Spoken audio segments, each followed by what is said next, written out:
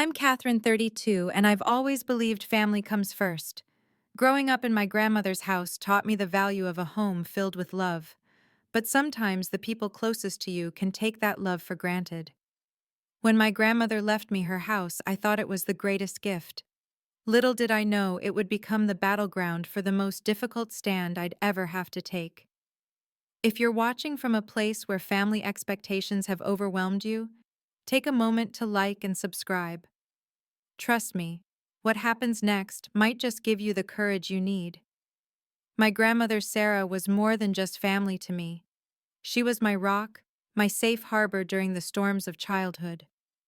While my parents, Margaret and James, were always working chasing their careers and what they called financial stability, Grandma Sarah was there for every skinned knee, every school play, and every heartbreak. Her modest two-story Victorian in our small town wasn't fancy by any means, but it was filled with warmth that seemed to radiate from the walls themselves.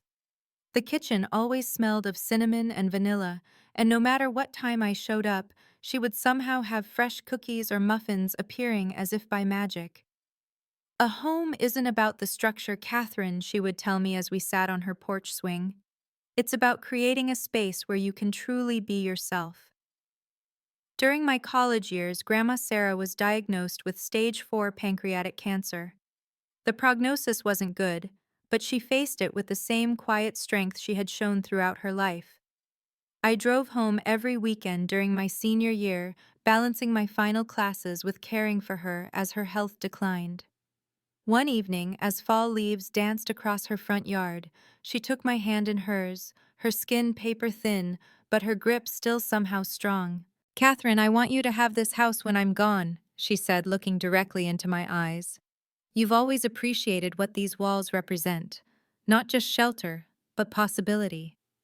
I tried to protest to tell her not to talk like that, but she silenced me with a gentle squeeze of my hand. "There's just one condition," she continued. "Use this place as a foundation to build the life you want, not the life others expect of you." At 22, facing graduation with student loans and an uncertain job market, the idea of having a home of my own seemed like an impossible dream. But I didn't want to think about a world without her in it, so I just nodded and changed the subject. 3 months later, she was gone. The funeral was small, but filled with people whose lives she had touched. I was numb, moving through the motions, still unable to process that I would never again hear her laugh or taste her apple pie. A week after the funeral, the family gathered in our longtime family attorney's office for the reading of the will. My parents sat stiffly in their chairs.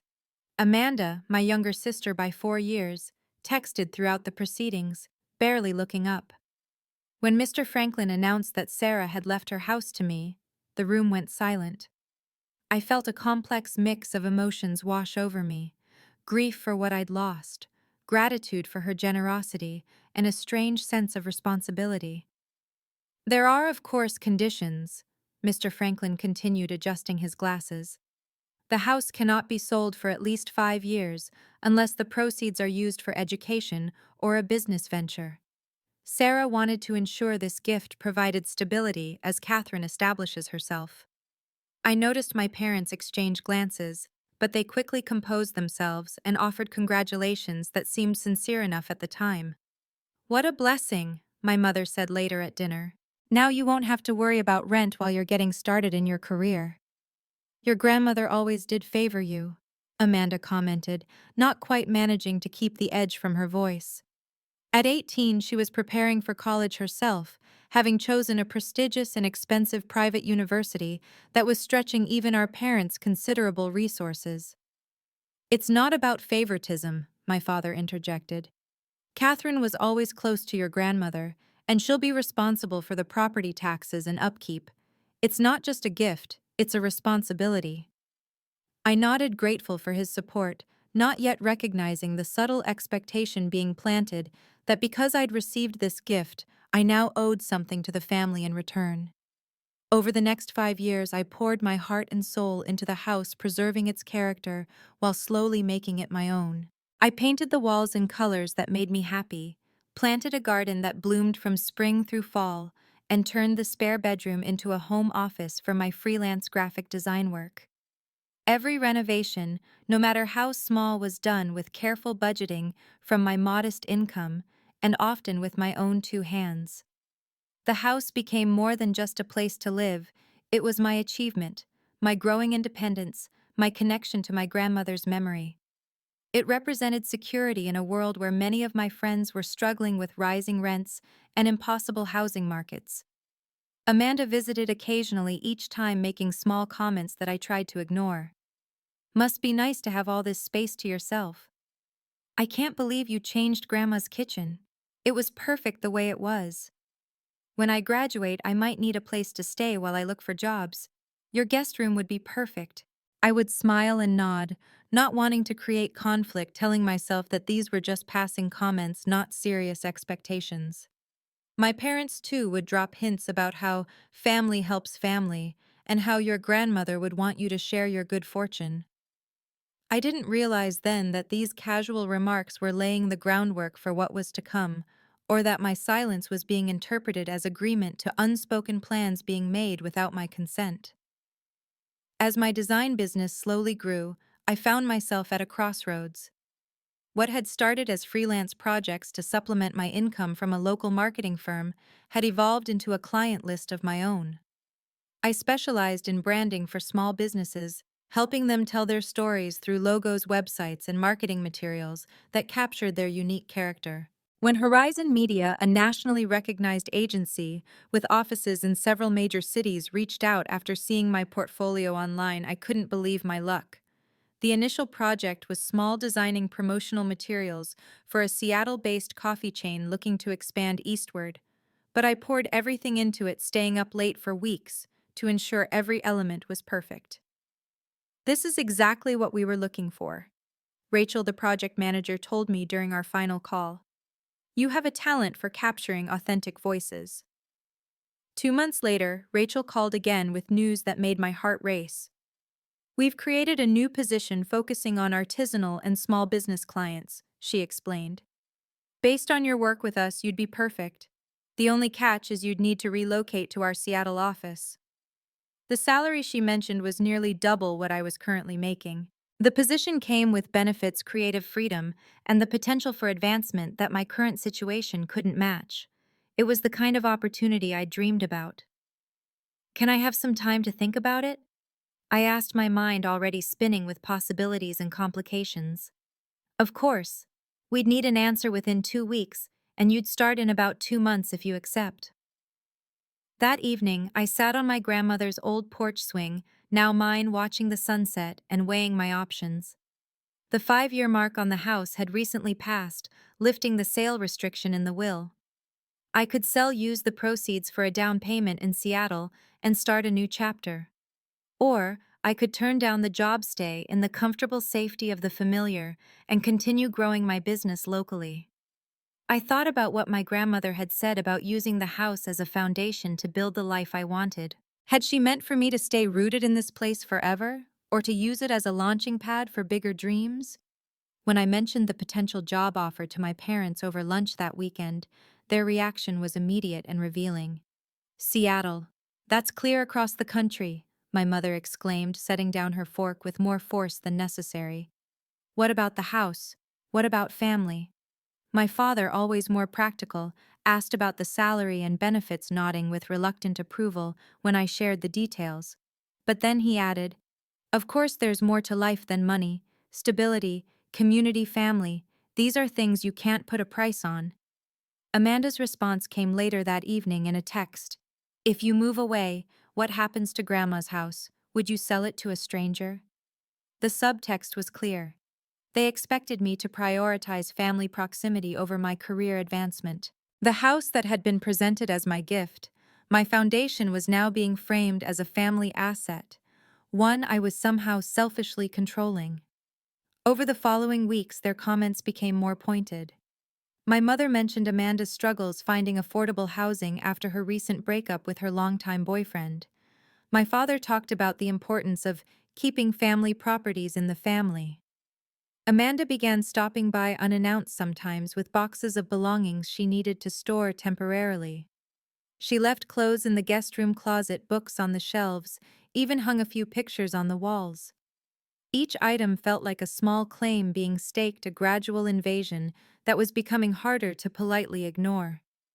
During one such visit, she wandered through the house, pausing in different rooms, as if mentally redecorating. This room would make a perfect yoga studio, she mused in what was currently my office. And the guest room has the morning light I love for my meditation practice. I stood in the doorway watching her rearrange my cushions on the window seat that had been my reading nook since childhood. Amanda, are you planning to visit more often? I asked carefully. She turned to me with a bright smile that didn't quite reach her eyes. Oh, didn't Mom and Dad tell you they thought it would be perfect if I moved in here for a while? You know, to save on rent while I build my wellness coaching business? My stomach dropped. This was the first I'd heard of any such plan. They mentioned you were looking for a place, but not specifically here. Well, it makes perfect sense, she continued, oblivious to my discomfort. This house is way too big for just one person, and family should help family, right? That's what Grandma would want. I mumbled something non-committal and changed the subject, but that night I couldn't sleep. The walls of my beloved home suddenly felt like they were closing in. I realized with startling clarity that I needed to make a decision, and soon before others made it for me. The next morning I called Rachel at Horizon Media and accepted the position. Then I called Lisa Martin, a realtor friend I trusted, and asked her to stop by after work. I need to put the house on the market, I told her, and I need it to happen quickly and quietly. You want to keep this sale quiet? Lisa asked, her eyebrows raising as she sipped the coffee I'd made.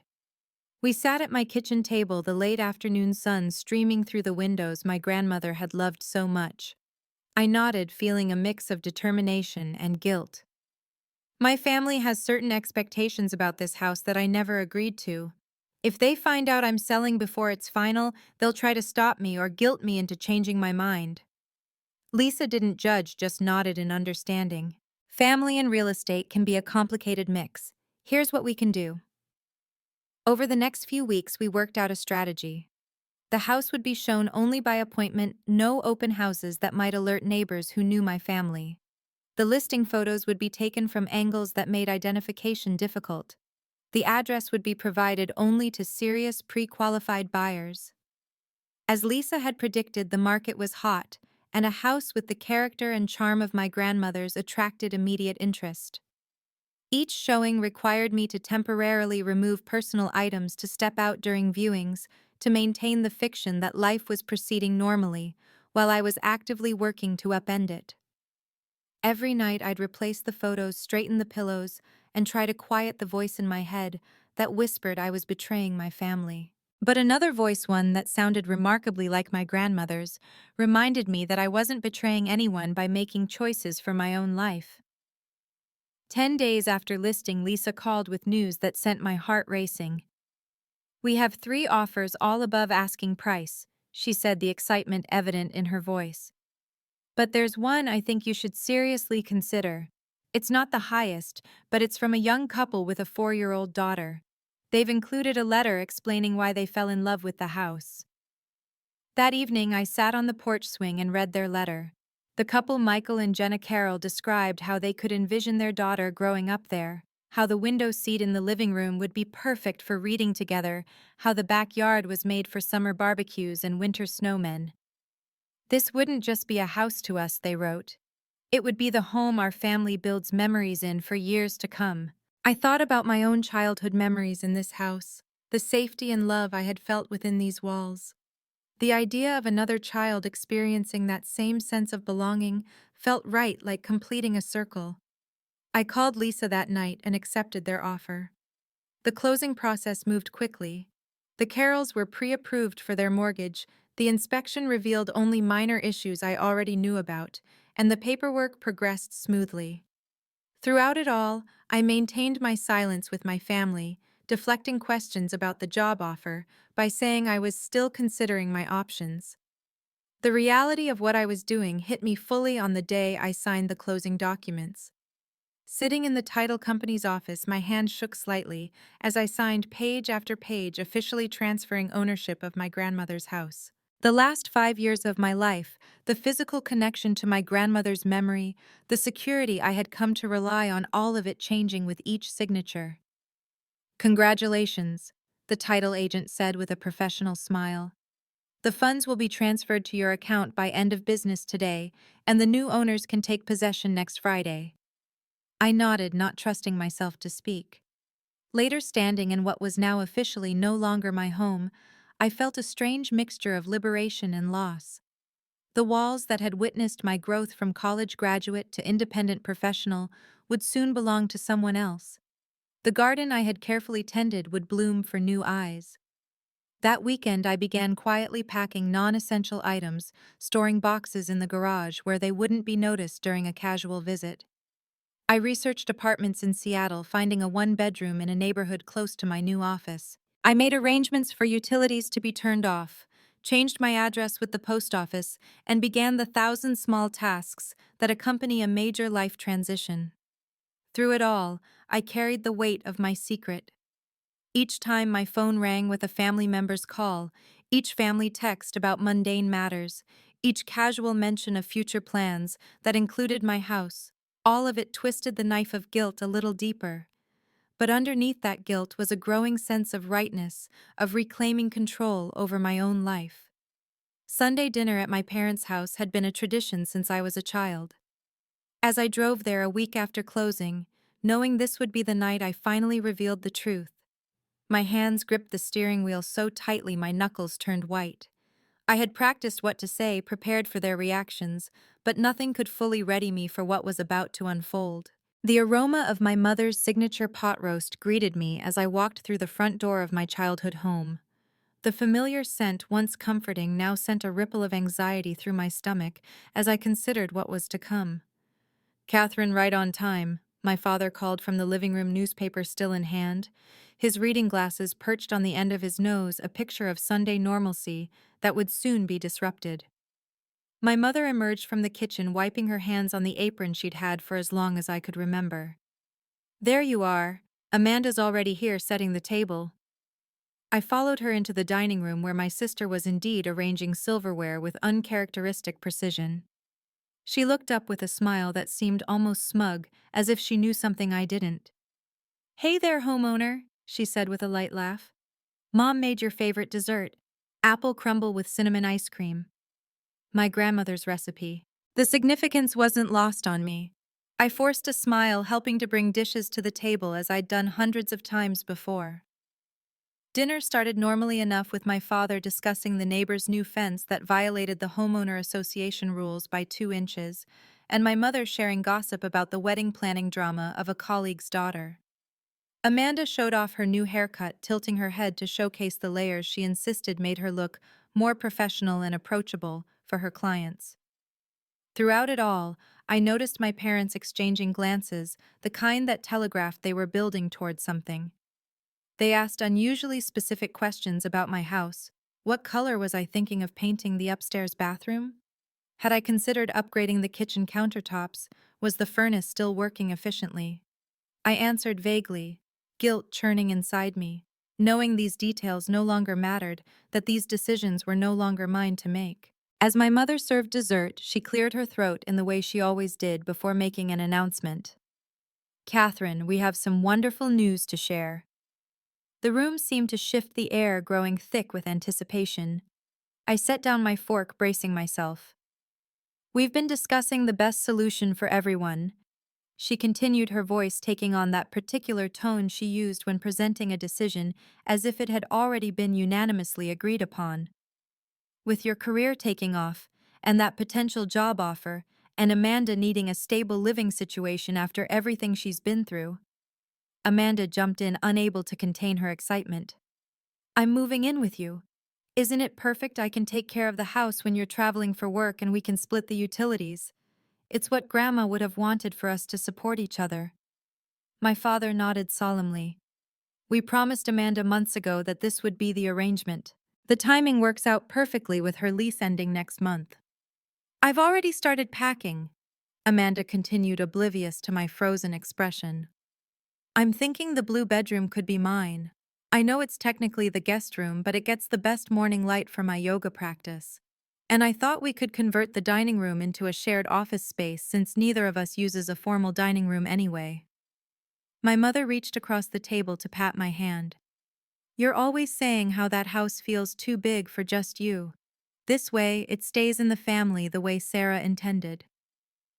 The silence that followed their announcement stretched out, filling the room with a tension that grew more palpable with each passing second. They were all looking at me expectantly, waiting for the grateful acceptance of their generous solution to a problem I hadn't known existed. I reached for my water glass, took a slow, deliberate sip, and set it down carefully. That's awkward. I sold the house last Friday. The words hung in the air like smoke, acrid and impossible to wave away. For a moment, no one moved or spoke, as if they hadn't quite processed what I'd said. My mother recovered first. What do you mean you sold it? That's not possible. You wouldn't do something like that without discussing it with us first. I accepted the Seattle position. I said, my voice steadier than I felt. The house sold above asking price. The new owners take possession next Friday. Amanda's face crumpled, tears immediately springing to her eyes. You sold our grandmother's house. How could you? That was supposed to be my home too. It was never your home, I replied, the words coming out sharper than I'd intended. Grandma left it to me with specific instructions that I use it to build the life I want. My father's face had turned an alarming shade of red. This is outrageous, Katherine. We had an understanding. Family takes care of family. No, I said, my voice quiet but firm. You had an understanding, one you never actually discussed with me. You made promises to Amanda about my property without my knowledge or consent. But we told her months ago, my mother exclaimed, as if this somehow strengthened their position rather than highlighting the problem. And you didn't think to mention this to me, the actual homeowner? I asked, incredulous. You decided my house, my future without even a conversation. Amanda pushed away from the table, tears streaming down her face. I already gave notice at my apartment. Where am I supposed to go now? I can't believe you would do this to me, to your own sister. You could have asked me directly, I said, turning to her. Instead of going behind my back, instead of leaving your things in my house like you were marking your territory, you could have had an honest conversation with me. My father slammed his hand on the table, making the dishes jump. You had no right to sell that house without consulting this family. Your grandmother wanted it to stay in the family. No, she wanted it to be my foundation, I corrected him. Not an anchor that everyone else could use to tie me down. My mother's eyes narrowed. I always told your grandmother she was making a mistake leaving that house to you alone. You were too young to appreciate what it meant. What it meant? I repeated, years of suppressed frustration finally breaking through. It meant independence. It meant security. It meant that for once in my life, I had something that was truly mine, that I didn't have to share or justify or feel guilty about. Well, I hope you're happy, Amanda sobbed. You've ruined everything. I have nowhere to go, and you're just running off to Seattle without a thought for anyone but yourself. The dinner ended abruptly after that. I left amid a storm of accusations and recriminations, my mother's parting words echoing in my ears as I drove home. This isn't over, Katherine. That house belongs in this family. But it was over. The papers were signed, the money transferred, the decision made. As I pulled into the driveway of what would soon no longer be my home, I felt a strange mixture of relief and sadness. I had finally stood up for myself, but at what cost to the relationships I'd valued all my life? The aftermath was exactly as difficult as I'd anticipated, perhaps even worse. My phone began ringing before I'd even made it home from dinner, and it didn't stop for days. Calls, texts, voicemails, all variations on the same themes: shock, betrayal, demands to somehow undo what had been done. My mother's approach was guilt. How could you do this to your family, after everything we've done for you? Your grandmother must be turning in her grave. My father tried authority. This is unacceptable behavior, Katherine. We raised you better than this. You need to contact the buyers immediately and tell them there's been a mistake. Amanda vacillated between tearful pleas and righteous anger. My life is ruined because of you. Where am I supposed to go? How could you be so selfish? I stopped answering after the first day, letting the messages pile up as I focused on packing and finalizing arrangements for my move. But the family campaign didn't stop with direct communication. Aunt Paula called, having been enlisted by my mother to talk some sense into me. Uncle Robert emailed about family obligations and respecting elders' wishes. Even my cousin Zach, with whom I'd barely spoken in years, sent a text suggesting I was tearing the family apart over a house. The most painful message came from my mother, a lengthy email that weaponized my grandmother's memory. Sarah would be ashamed of how you've twisted her gift into an excuse for selfishness. She believed in family above all else, and you've betrayed not just us, but her legacy as well. I sat on my half-empty living room floor, surrounded by boxes, and read those words through tears. Was she right? Had I misunderstood what my grandmother wanted for me? The doubt crept in, insidious and chilling, making me question the decision I'd been so certain of just days before. It was my friend Jasmine who pulled me back from the edge of giving in. When I called, her voice breaking as I read my mother's email, her response was immediate and clarifying. Katherine, if your grandmother wanted your parents or Amanda to have that house, she would have left it to them. She chose you, specifically you, and gave you the freedom to use it as you saw fit. Don't let them rewrite her wishes to suit their agenda. But what if they're right? What if this is selfish? I asked, voicing the fear that had been growing inside me. Listen to me, Jasmine said firmly. There's a difference between being selfish and having healthy boundaries. They made plans for your property without your knowledge or consent. They assumed control over your life decisions. That's not how respectful family relationships work. Her words were like a lifeline, pulling me back to the truth I'd known before doubt clouded my judgment. I returned to packing with renewed determination, but the family pressure campaign was far from over. 4 days after the dinner revelation, I was sorting through kitchen items when a pounding on my front door startled me. Through the peephole, I could see Amanda standing on my porch, her expression a mix of determination and distress. When I opened the door, she pushed past me into the entryway. I need to see it for myself, she announced, gesturing to the boxes stacked along the wall. I couldn't believe you were actually going through with this. Amanda, I began, but she was already moving through the house, taking in the partially dismantled rooms, the empty shelves, the bare walls where family photos had hung. So you're really leaving, she said, her voice smaller now. You're really selling Grandma's house to strangers. Yes, I said, simply, not wanting to reignite the arguments we'd been having via text. She turned to face me, her eyes red-rimmed but dry. I have a right to this house too, you know. I spent just as many summers here as you did. I loved Grandma too. I know you did, I acknowledged. But loving her doesn't entitle you to her property. She made her wishes clear. Mom and Dad promised me, she insisted, her voice rising. They said once you took that job in Seattle, I could move in here. They said it was only fair since you got the house in the first place. That wasn't their promise to make, I replied, struggling to keep my own voice steady. This was my home, my decision. She seized on the past tense. So it's really done, there's no way to stop it. The papers are signed, the sale is final. She laughed bitterly. Well, congratulations on screwing over your family. I hope your fancy new job is worth it.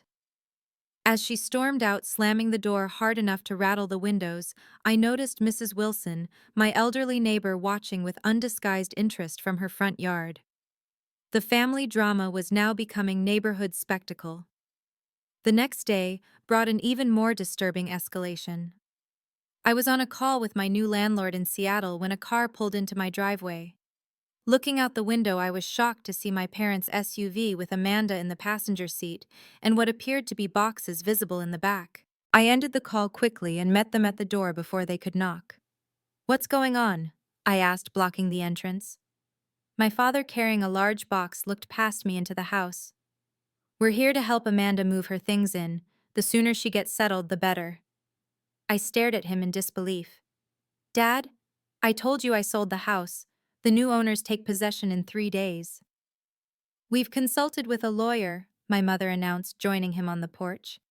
He says we may have grounds to challenge the sale based on the intent of your grandmother's will and verbal agreements made within the family. What verbal agreements? I asked, incredulous. I never agreed to anything. Your grandmother wanted this house to remain in the family, she insisted. By selling it to strangers, you violated the spirit of her gift. That's not what the will says, I countered, feeling a surge of anger at this manipulation. And even if you tried to challenge it, the sale is already final. The money has been transferred. The deed has been recorded. We'll see about that, my father said grimly. In the meantime, Amanda needs a place to stay, and until this is resolved legally, this is still a family home.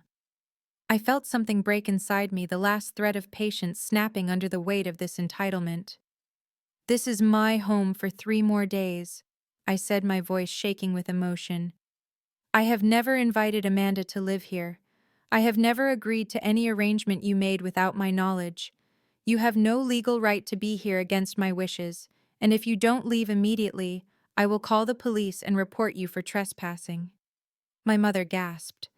You would call the police on your own family over a house? This isn't about the house anymore, I replied. This is about respect, about boundaries, about recognizing that I'm an adult with the right to make my own decisions without family manipulation or guilt. Something in my voice must have conveyed my absolute seriousness, because my father slowly set down the box he was holding. This isn't over, Katherine, he said, but there was uncertainty in his voice now. Yes, it is, I insisted. It was over the moment you decided my life and my property were yours to control. As if the universe wanted to underscore my point, another car pulled into the driveway at that moment. The Carrolls, my house's new owners, stepped out with their daughter between them. Hi, Katherine, Jenna called, waving. We were in the neighborhood and thought we might measure for curtains if that's okay. We don't want to intrude. The contrast between their respectful request and my family's entitled demands couldn't have been more stark. Of course, I called back, forcing a smile. Now is perfect. I turned back to my stunned family. These are the new owners. I suggest you leave before this becomes even more uncomfortable for everyone. My mother looked at the young family approaching, then back at me, her expression hardening. You've made your choice, Katherine, but choices have consequences. They retreated to their car, Amanda sobbing visibly in the passenger seat. As they drove away, I felt a weight lift from my shoulders, even as a new sadness settled in my heart.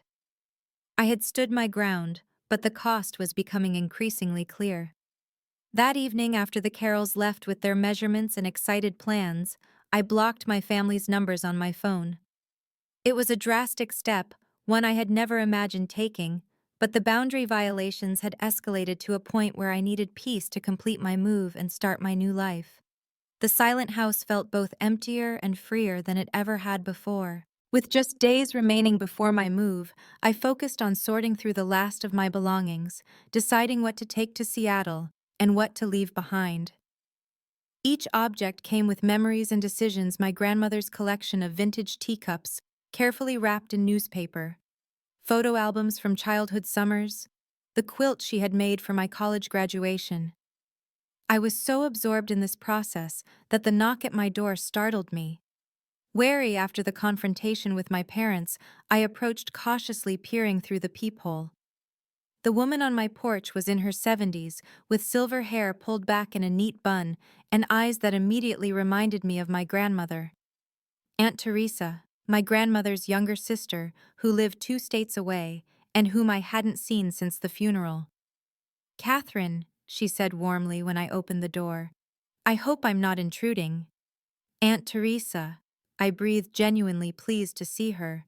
Not at all, please come in. She entered slowly, taking in the boxes and the half-empty rooms with a knowing glance. So it's true. You're selling Sarah's house.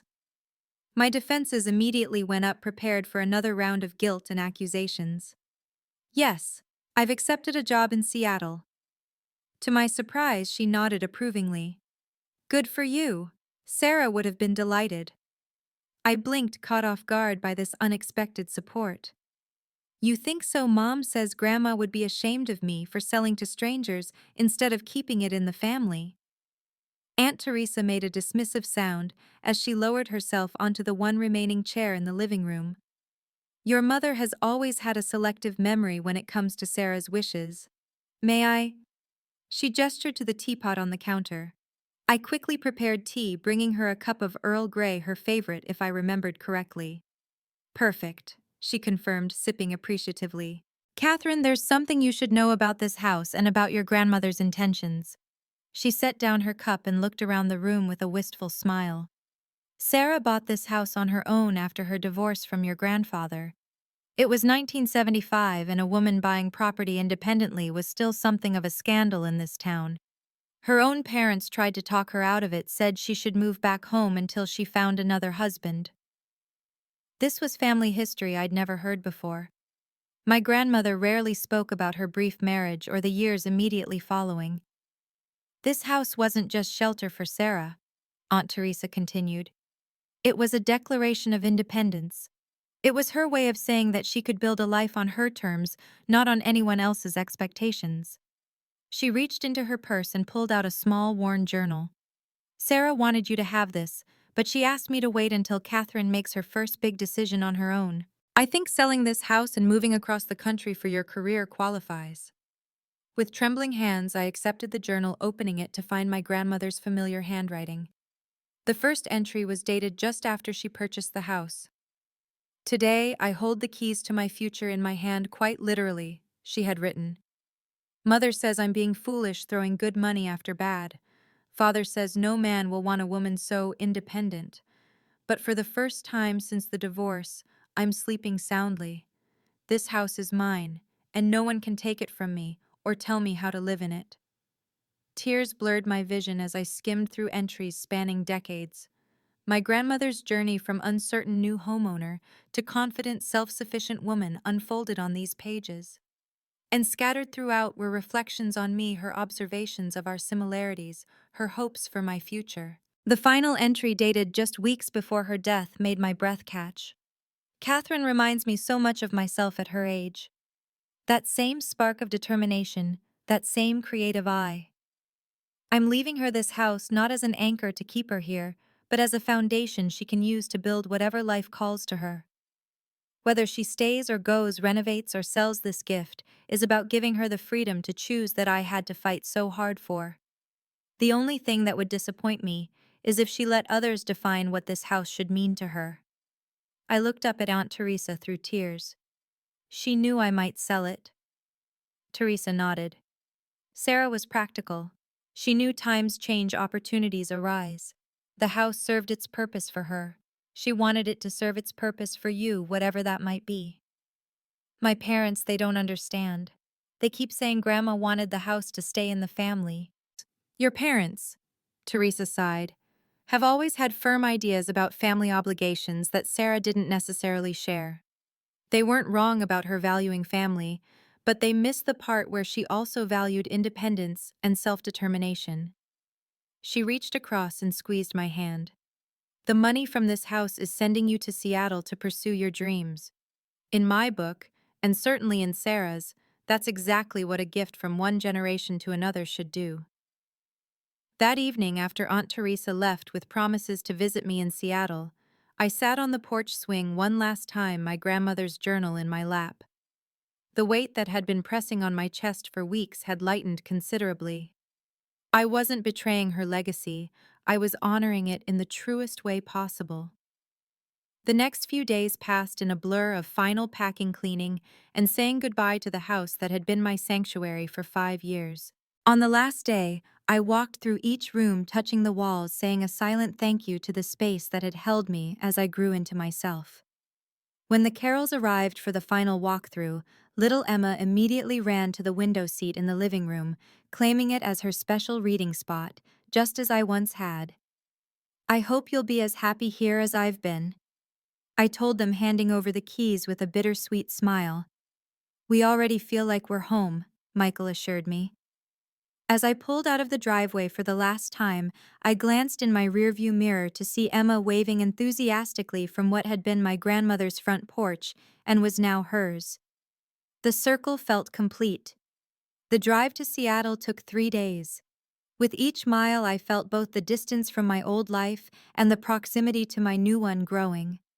The weight of family expectations receded, replaced by the lightness of possibility. My apartment in Seattle was modern and bright with large windows overlooking a park. It was smaller than my house had been, but it felt expansive in its own way, open to whatever I wanted it to become. My first day at Horizon Media confirmed I'd made the right professional choice. Rachel introduced me to a team of creative professionals who valued my perspective and expertise. My new boss, David, reviewed my portfolio with genuine appreciation, pointing out elements he particularly admired. "We're excited to see what you'll bring to our clients," he said, his respect evident in his tone. "Your eye for authentic brand identity is exactly what we've been looking for." The contrast between this professional acknowledgement and the dismissive way my family had regarded my career was striking. Here, my work wasn't seen as a hobby or a temporary phase until some more important life role took precedence. It was valued for its own merit. As weeks turned into months, the angry messages from my family gradually decreased in frequency, though not necessarily in intensity. My mother still occasionally sent texts implying I had abandoned them for selfish reasons. My father's communications became strictly practical, devoid of emotional content. Amanda continued to blame me for her housing difficulties, though I later learned through mutual friends that she had found an affordable apartment within weeks of our confrontation. But alongside these difficult adjustments came new friendships, professional growth, and a deepening sense of confidence in my choices. I found a therapist who helped me understand the unhealthy family patterns I'd been entangled in, giving me tools to establish boundaries without guilt. The holidays approached, and with them the question of whether to return home for traditional family celebrations. After careful consideration and some guidance from my therapist, I decided to stay in Seattle for my first Christmas, beginning new traditions that felt authentic to the life I was creating. I decorated my apartment with ornaments that held special meaning, including several that had belonged to my grandmother. I hosted a small gathering for friends who also couldn't travel home, cooking some of my grandmother's recipes and sharing stories of holidays past. It was different, but it held its own kind of warmth. On Christmas morning, I was surprised to receive a text from my father, simple, direct, but lacking the accusatory tone of previous communications. "Merry Christmas, Katherine. Hope you're well in Seattle." It wasn't an apology or even a real olive branch, but it was something. A small acknowledgement that perhaps eventually we might find a new way to be family across the distance I had created. 6 months after my move to Seattle, spring was in full bloom. The city came alive with color, cherry blossoms in the parks, tulips in public gardens, and the return of outdoor markets filled with local crafts and produce. I had settled into a rhythm in my new home, finding favorite coffee shops, weekend hiking trails, and a community of friends who shared my creative interests. My position at Horizon Media had evolved in ways I couldn't have anticipated.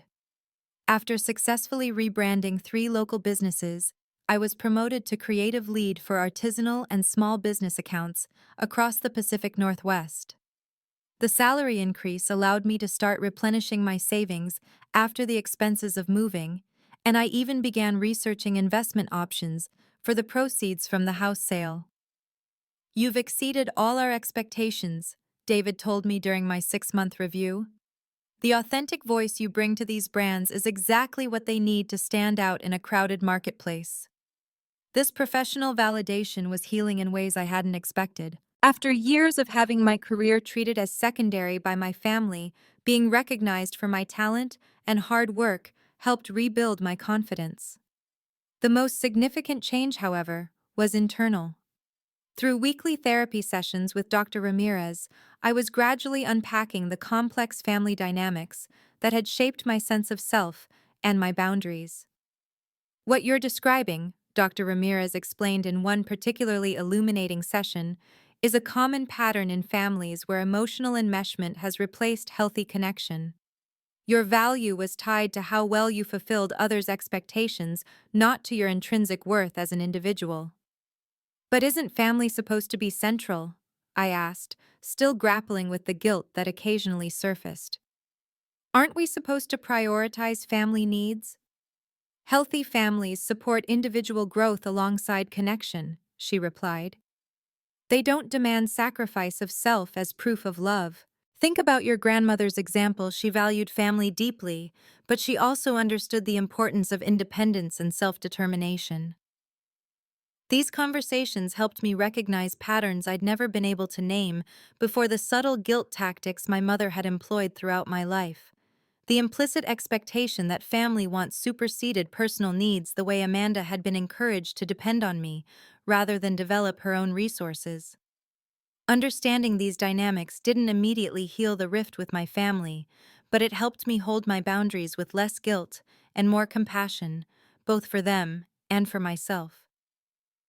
Regular calls with Aunt Teresa became a treasured connection to my past. Unlike my parents, she asked about my new life with genuine interest, delighting in my successes and offering wisdom when I faced challenges. Your grandmother would be so proud of you, she told me during one Sunday call. Not just for your career, but for having the courage to live authentically. That's what she wanted most for you. Teresa also provided occasional updates on my immediate family, sharing information without pressure or agenda. Through her, I learned that Amanda had finally found steady employment at a local marketing firm, ironically, in a position similar to where I had started my own career. Your father mentioned it during our last call, Teresa explained. He seemed proud, actually said she's showing real initiative for the first time. This news brought mixed emotions, relief that Amanda was finding her way, sadness that I couldn't share in this development directly, and a twinge of resentment that she was now being praised for the same career path that had been dismissed when it was my choice. In late spring, I received an unexpected email from my father, a brief, somewhat stiff message that nonetheless represented the most direct communication we'd had in months. Katherine, I hope this finds you well. Your mother and I were going through some family photos and found several of you and your grandmother that you might want. If you'd like them, let me know an address where we can send them. Dad. No mention of the conflict, no apology, but also no accusations or guilt. Just a simple practical offer that acknowledged my connection to my grandmother and my right to these family mementos. I responded with my address and a brief but warm thank you. When the package arrived 2 weeks later, I was surprised to find not just photos, but also several small items that had belonged to my grandmother, her favorite reading glasses, a delicate silver bracelet she often wore, and a handwritten recipe card for her apple crumble. Tucked among these treasures was a short note in my father's neat handwriting. Sarah would want you to have these. They belong with you. It wasn't the full reconciliation part of me had hoped for, but it was an acknowledgement of sorts, a recognition that regardless of our disagreements, some connections remained intact. Around this same time, Amanda reached out via text. Hey, heard from Aunt Teresa you're doing well in Seattle. That's good. I'm finally getting on my feet here. Got my own place now and a decent job. Turns out I can stand on my own after all. I read and reread this message, trying to discern the tone, searching for the hidden barb or guilt trip I'd come to expect. But it seemed remarkably to be just what it appeared, a simple update, with perhaps a hint of newly discovered self-awareness. I responded in kind, congratulating her on the job and apartment, sharing a few brief details about my own life. Our exchange was cautious but civil, lacking both the closeness we once shared and the bitterness that had characterized our recent interactions. It was a beginning, perhaps, of a new kind of adult relationship between us. As summer approached, I made plans to visit my hometown for a long weekend. Not to stay with family, the wounds were still too fresh for that, but to see old friends, visit favorite places, and perhaps have a brief neutral meeting with my parents if they were open to it. The day before my trip, I drove past my grandmother's house, my house for those 5 important years. The Carrolls had planted a garden remarkably similar to the one my grandmother had tended with roses, climbing the front trellis and lavender lining the walkway. Through the front window, I glimpsed Emma sitting on the window seat, book in hand, exactly as I had done countless times. The sight brought tears to my eyes, but they weren't tears of regret or loss. There was something right about seeing this house, which had nurtured generations of independence and growth, continuing to serve that purpose for a new family. I realized then what my grandmother had known all along: the true value of the house wasn't in its walls or windows, or even in keeping it within the family. Its value was in what it enabled: the security it provided, the foundation it offered for building a life of one's own choosing. By selling it to pursue my dreams, I hadn't betrayed my grandmother's gift, I had used it exactly as she intended. And in standing firm against the pressure to sacrifice my needs for others' expectations, I had honored her example of independence and self-determination. That evening, sitting on my Seattle apartment's small balcony, watching the sunset paint the sky in shades of pink and gold, I felt a profound sense of peace. The journey from inherited house to chosen home had been more difficult than I could have imagined, with costs I was still reckoning with. But I had found my way to a truth my grandmother had tried to share with me all along. Home isn't just where you live, but how you live with yourself. The boundaries I had drawn weren't walls to keep others out, but foundations upon which healthier relationships could eventually be built. Relationships based on mutual respect, rather than obligation, on love freely given, rather than demanded. I opened my grandmother's journal, rereading her final entry. The only thing that would disappoint me is if she let others define what this house should mean to her. I hadn't let others define my grandmother's gift.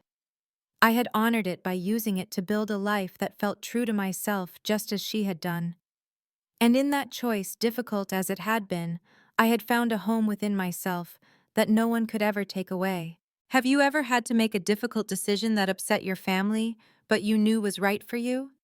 Did standing your ground change your relationship with them forever? I'd love to hear your stories in the comments below. If this resonated with you, please like and subscribe to hear more stories about finding strength in difficult family situations. Remember, sometimes the most loving thing you can do for yourself and others is to honor your own path, even when it's not the one they planned for you. Thank you for listening, and remember that wherever you are on your journey to independence, you're not alone.